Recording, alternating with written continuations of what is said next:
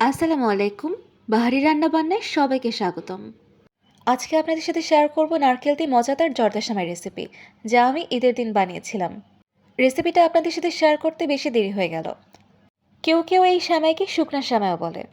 যে যাই বলুক না কেন, এভাবে জর্দার সেমাই বানিয়ে না খেলে কিন্তু একদমই মিস করবেন। আর এভাবে কাউকে বানিয়ে খাওয়ালে সে তো আপনার রান্নার একদমই ভক্ত হয়ে যাবে।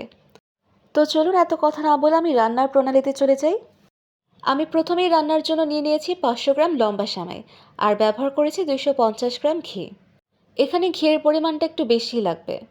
এই ঘিয়ের জন্যই মূলত জর্দা সেমাই এত বেশি ঝরঝরে ও মজা হয়। প্রথমে আমি সামান্য ঘি দিয়ে কিছু ড্রাই ফ্রুটস ভেজে নিয়েছি। আমি বেশিক্ষণ ভাজবো না, একদমই মিডিয়াম আঁচে স্মেল আসা পর্যন্ত ভেজে নিয়েছি। এরপর আমি সম্পূর্ণ সেমাই 2 ভাগে ভাগ করে ভেজে নিচ্ছি এবং চুলার আঁচটা লো টু মিডিয়ামে রেখে দিয়েছি। খেয়াল রাখতে হবে বেশি পোড়া পোড়া করে কিন্তু ভাজা যাবে না, একটু ভাজা হলেই নামিয়ে নেব।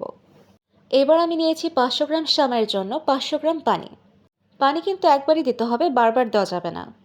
এরপর আমি দিয়েছি 400 গ্রাম চিনি ও সামান্য পরিমাণে ঘি, আর দিয়েছি 3-4টি দারুচিনি ও একটি তেজপাতা। এবার ফুটে ওঠা অবধি অপেক্ষা করব। পানি ফুটে উঠলেই আমি সেমাইগুলো দিয়ে দিয়েছি। এরপর ঢেকে রেখে লো টু মিডিয়াম আঁচে বেশ কিছুক্ষণ রান্না করে নেব। তবে আমি এর মাঝে 2-3 বার উল্টে পাল্টে নিয়েছি, যাতে করে সম্পূর্ণ সেমাই সফট হয়ে যায়। এবার বাকি যতটুকু ঘি ছিল ততটুকু দিয়ে দিয়েছি। এরপর কিছুক্ষণ নেড়ে চেড়ে দিয়ে মেজারমেন্ট কাপের 1.5 কাপ কোরানো নারকেল 2 ধাপে নিয়ে মিশিয়ে নেব সেমাইয়ের সাথে।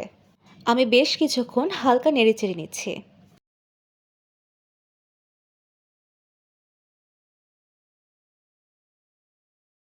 এরপর আমি দিয়েছি ড্রাই ফ্রুটস, যেগুলো আমি ভেজে রেখেছিলাম। এরপর আবারও আলতোভাবে নেড়ে চেড়ে নিচ্ছি। এখন আমি দিয়ে দিয়েছি 3-4 টেবিল চামচ গুঁড়ো দুধ, যা স্বাদ বাড়িয়ে দেবে অনেক বেশি। গুঁড়ো দুধ দেওয়ার পরে সাবধানে নাড়াচাড়া করতে হবে যাতে ভেঙে না যায়।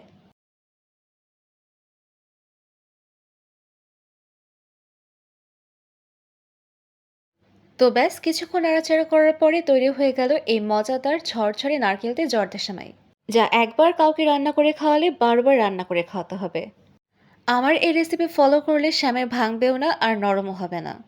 তো এখন আমি আমার পছন্দ মতো পরিবেশন করে নিচ্ছি। আশা করি আমার আজকের রেসিপিটি আপনাদের ভালো লেগেছে।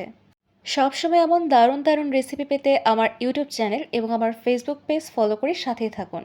আর বাসায় এভাবে ট্রাই করে কেমন হয়েছে কমেন্ট বক্সে জানাতে অবশ্যই ভুলবেন না। সবাইকে অসংখ্য ধন্যবাদ সাথেই থাকার জন্য।